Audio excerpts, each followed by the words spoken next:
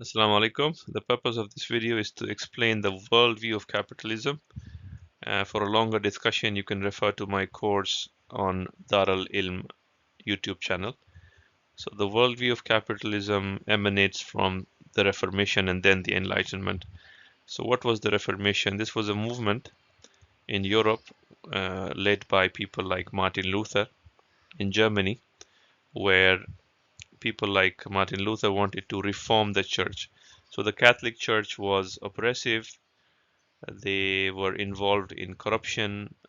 For example, they used to take money from the people and promise salvation.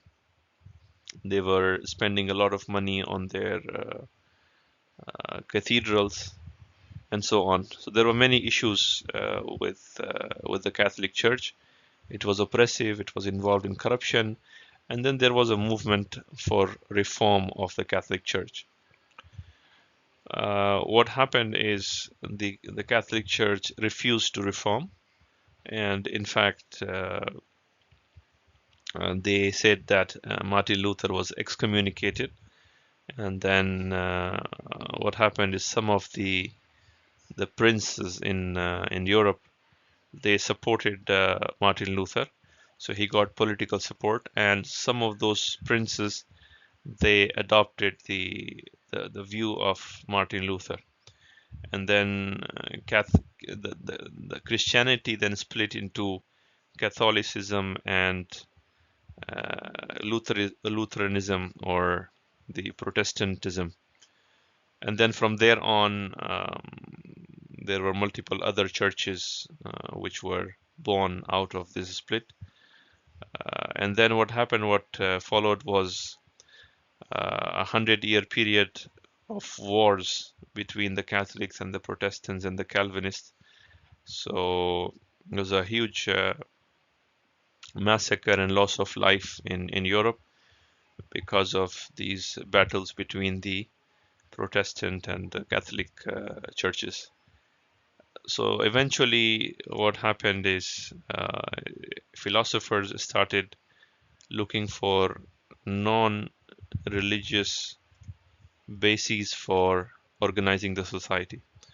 So it was felt that religion was causing a lot of bloodshed in the society, and then there was a need to think about non-religious basis to organize the society. And then so there were Enlightenment thinkers who came up with certain ideas uh, to organize the society, to organize the politics, to organize the economics and the society based on reason and empirical observation and experimentation. So there was a shift from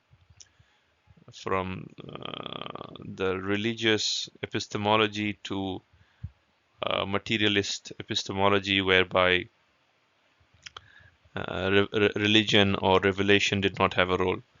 So there was a shift, and then these philosophers tried to present ideas without recourse to religion or the Bible. So this led to the marginalization of religion.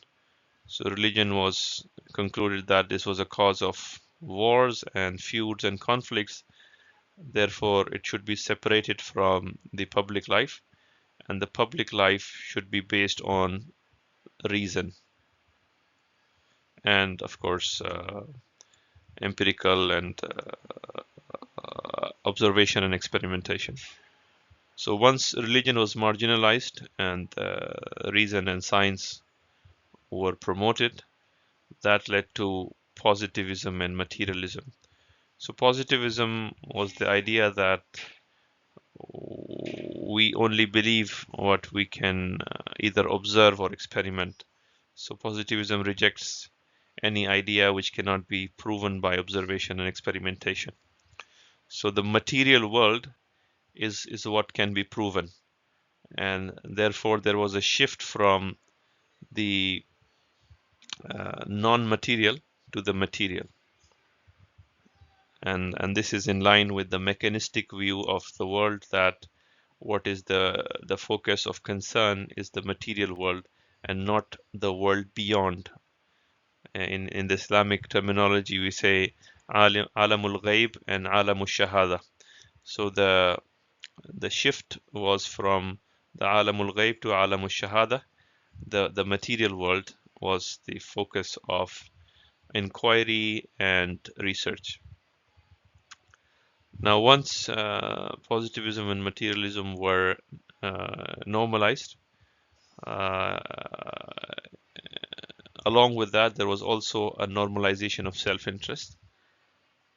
As I said, the Enlightenment thinkers were thinking of non-religious bases, and they were trying to think what is the starting point. And the philosophers said that the starting point of organizing the society is the fundamental belief that man is self-interested. So starting with Thomas Hobbes, there were many philosophers who believed and who promoted the idea that man is self-interested. So self-interest was normalized, and it was suggested that the political, economic, and social system have to be structured around self-interest. And then Adam Smith comes in and he explains in his famous book how the self-interest can lead to the social interest. The book is called as The Wealth of Nations. In this book, he argues that uh, the self-interest, if you channel the self-interest through the market, then that would lead to social interest. And he gave the example of a butcher and baker and how they are self-interested, and however, when they come to the market, they fulfill the needs of the people, and that leads to the social interest. So Adam Smith celebrates self-interest, and he proves in his work that self-interest theoretically would lead to social interest, i.e., people coming to the market as producers and consumers would lead to the universal opulence or the overall welfare of the whole society.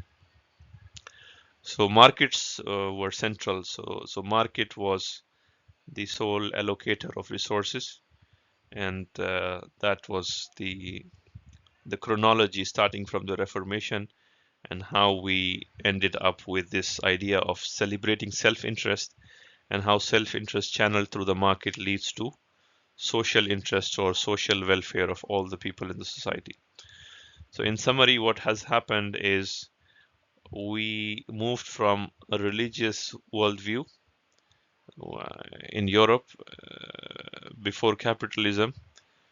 The main idea was greed is sin, and avarice and self-interest were considered as vices, as evil things.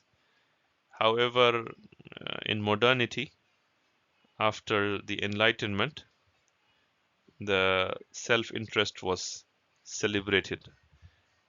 As I mentioned, scholars like Hobbes and others and Adam Smith, they said self-interest is natural, people are born self-interested, and then Adam Smith showed in his Wealth of Nations that self-interest actually benefits the society. If you have a competitive market, then self-interest actually benefits the society because producers will minimize the costs, and they will sell the goods and services at the lowest prices, and the low price will benefit the consumers. So self-interest is natural and it benefits the society. So this is in brief the worldview of capitalism. Thank you for watching.